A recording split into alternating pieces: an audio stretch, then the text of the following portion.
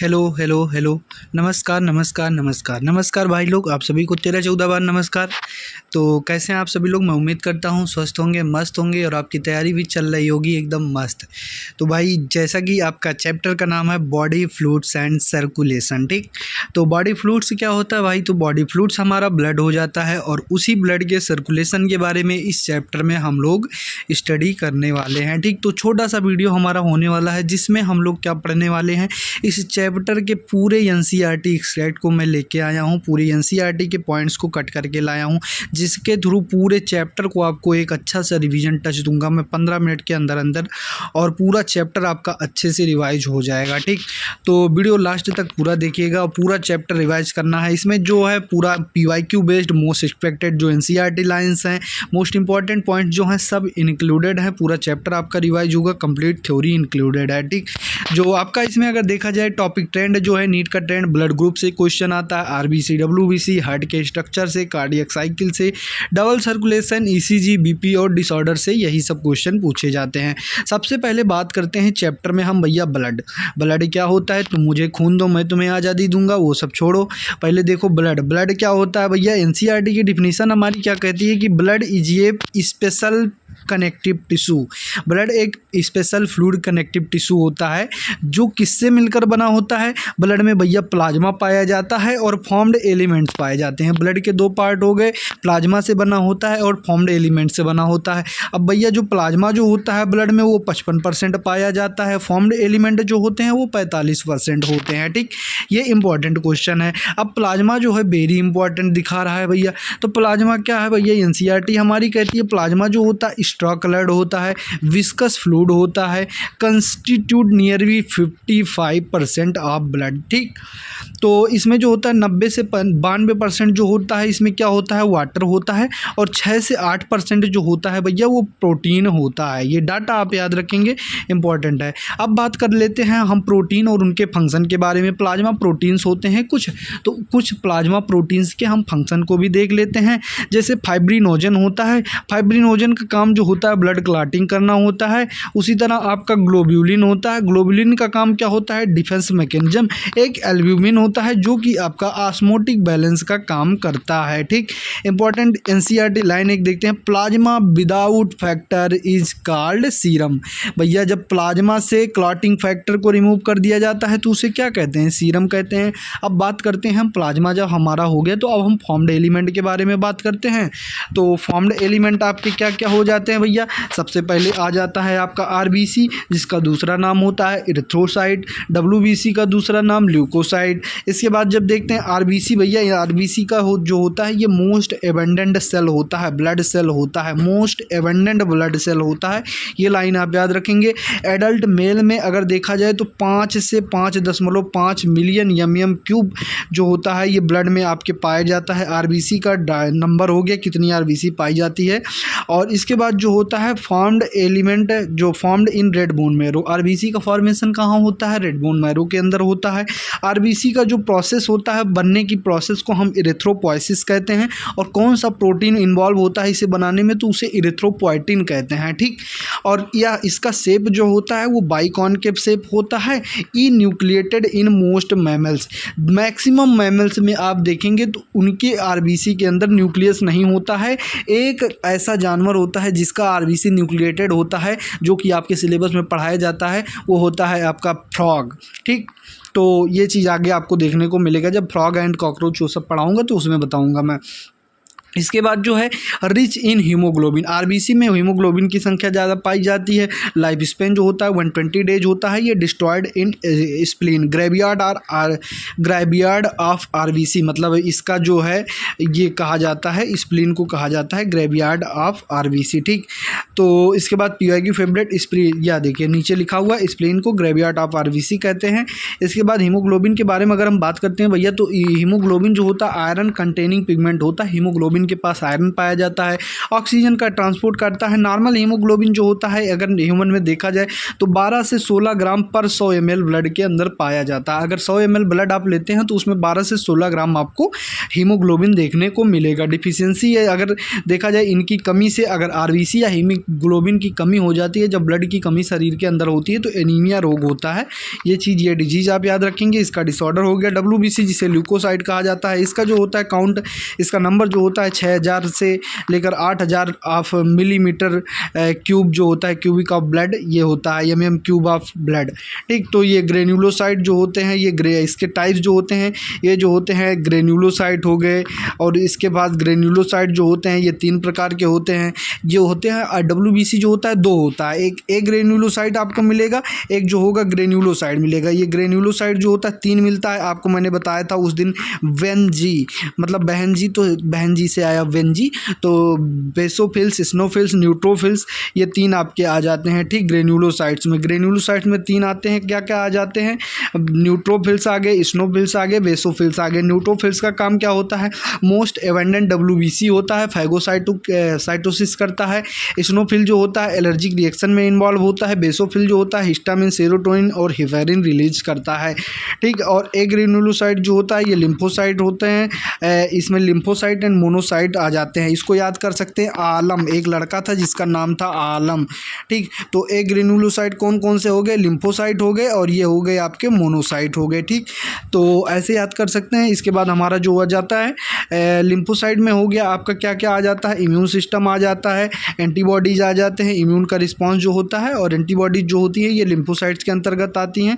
इसके बाद जो होता है मोनोसाइट जो होते हैं ये WBC होते हैं, और ये मोनोसाइट भी फैगोसाइटोसिस करते हैं। तो फैगोसाइटोसिस कौन करता है? एक मोनोसाइट करता है, दूसरा आपका कौन करता है? न्यूट्रोफिल्स करता है। ठीक, तो इसके बाद जो होता है फंक्शन क्या होता है एक बात।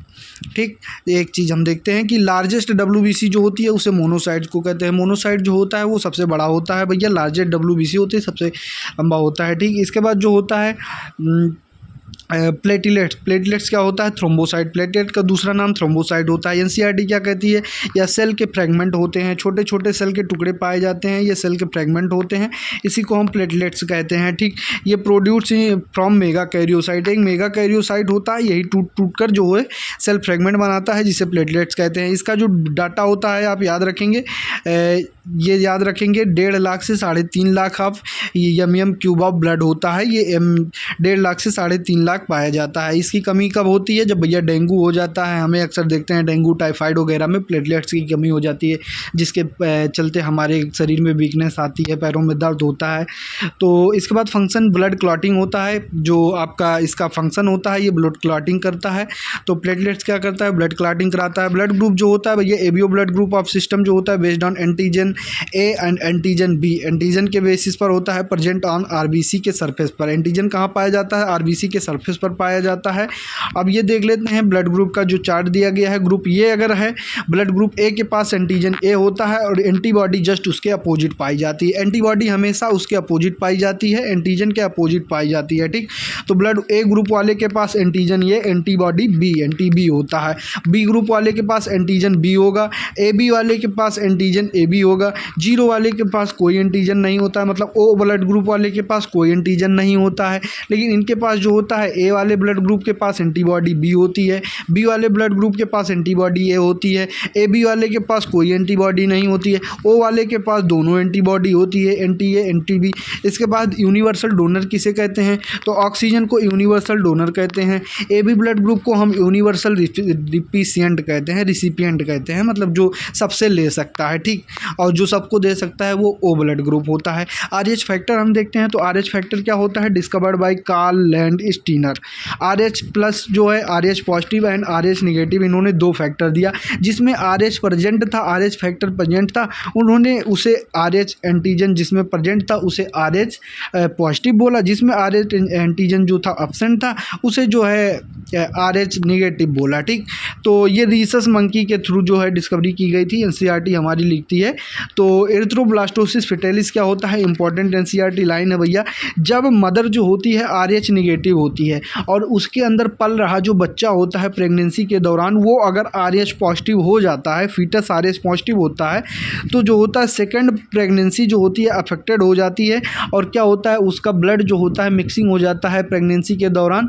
तो उससे क्या होता है कि बच्चे और माँ की जान को खतरा होता है। इसलिए जो होता है anti-RH जो होता है एंटीबॉडी दी जाती है ड्यूरिंग फर्स्ट चाइल्ड के बर्थ के जस्ट आफ्टर दी जाती है। मतलब जैसे ही फर्स्ट बेबी का बर्थ होता है तुरंत उसको एंटीबॉडी दे दी जाती है उसके अगेंस्ट कि बनने ना पाए, ठीक। इसके बाद जो है लिम्फ टिश्यू फ्लूइड जो होता है, लिम्फ जो होता है टिश्यू फ्लूइड होता है, fluid present in tissue space derived from blood, ये ब्लड से निकलता है। कैरेक्टरिस्टिक्स क्या होता है, टिश्यू फ्लूइड जो होता है कलरलेस होता है, कंटेन लिम्फोसाइट, लेस प्रोटीन होता है, नो RBC होता है, कोई RBC इसमें नहीं होती है।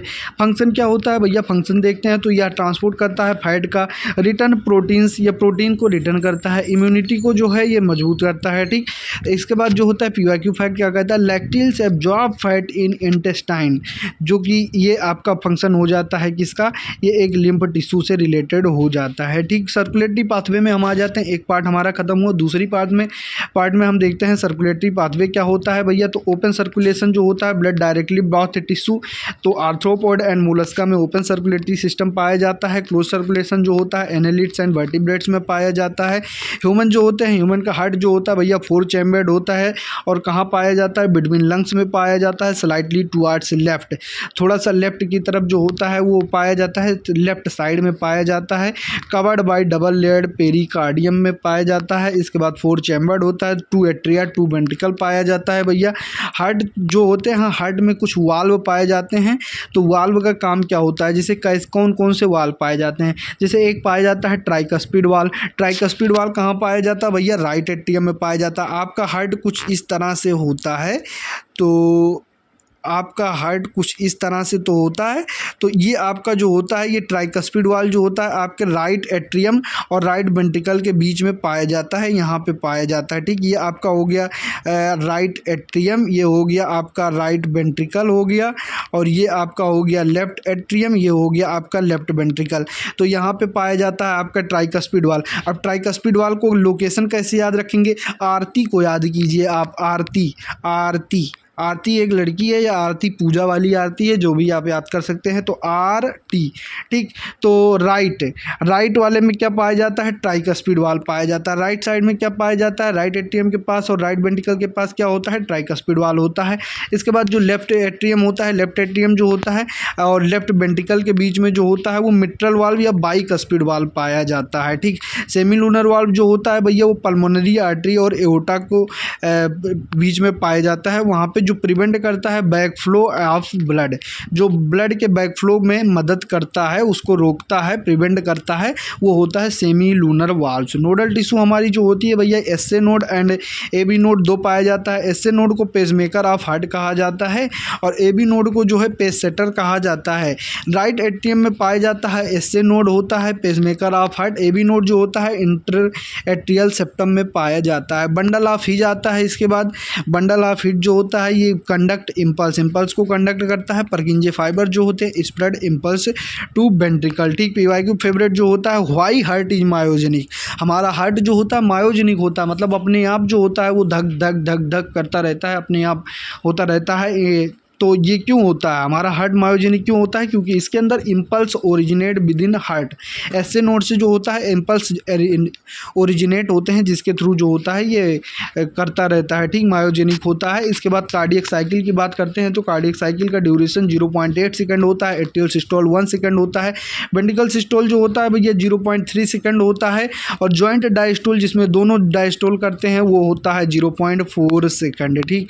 हार्ट साउंड की बात करें तो लब डब इंपॉर्टेंट है भैया, बहुत इंपॉर्टेंट है। लब कब आता है भैया, लब आता है आपका closure of AB valves, closure of AB valve. जब AB वाल्व जो होती हैं वो क्लोज होती हैं तो लब होता है, लब और जब closure of semilunar valve, जब सेमी लूनर वाल्व क्लोज होती हैं तो डब, वो धक धक करने लगा, मोरा जियरा डरने लगा, भाई गाना आया यार, वो कौन से कह दूँ कि वो गाना गलत है, वो लब डब करने लगा। ठीक, तो ये कार्डियक आउटपुट जो होता है, फार्मूला अगर देखा जाए तो कार्डियक आउटपुट स्ट्रोक वॉल्यूम जो होता है भैया, स्ट्रोक वॉल्यूम जो होता है 70% होता है, अरे सॉरी 70 ml होता है। हार्ट जो रेट जो होता है ये आपका होता है 72 टाइम्स पर मिनट होता है। ठीक, मतलब 1 मिनट में आपका दिल 72 से 75 बार तक धड़कता है, ये एवरेज लिया जाता है। ठीक, तो जब इसको आप मल्टीप्लाई करेंगे एक दूसरे को, हार्ट रेट को स्ट्रोक वॉल्यूम को मल्टीप्लाई करेंगे तो कार्डियक आउटपुट जो होता है 5000 ml पर मिनट आता है, जो कि 5 लीटर पर मिनट होता है। ये न्यूमेरिकल बेस्ड क्वेश्चन नीट में कभी कभी पूछ लिया जाता है। ब्लड प्रेशर क्या होता है भैया, नॉर्मल बीपी जो होती है वो आपका सिस्टोलिक प्रेशर जो होता है वो 120 होता है, और डायस्टोलिक प्रेशर जो होता है 80 mmHg होती है। ठीक, ये सिस्टोलिक डायस्टोलिक आप याद रखेंगे। इसके बाद जो होता है इंस्ट्रूमेंट जो होता है इसको मापने के लिए उसे स्फैग्मो मैनोमीटर कहा जाता है। ठीक, तो नॉर्मल बीपी 80 से 120 होती है, और हाई बीपी जो होता है जिसे हाइपरटेंशन कहा जाता है वो 90 से 140 हो जाता है। ठीक, डबल सर्कुलेशन का पाथवे अगर देखा जाए तो बॉडी से ब्लड जो होती है राइट एट्रियम में जाता है, फिर राइट वेंट्रिकल में, फिर लंग्स में, फिर लेफ्ट एट्रियम में, फिर लेफ्ट वेंट्रिकल में, फिर वापस बॉडी में चली जाती है।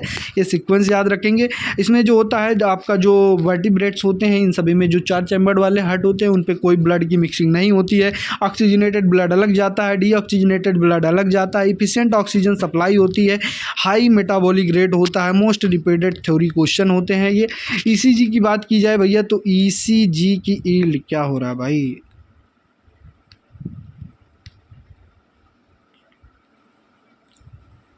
तो ईसीजी में बात की जाए तो ईसीजी में आपने एक ग्राफ देखा होगा, कुछ इस टाइप का ग्राफ मैं बनाने की कोशिश कर रहा हूँ।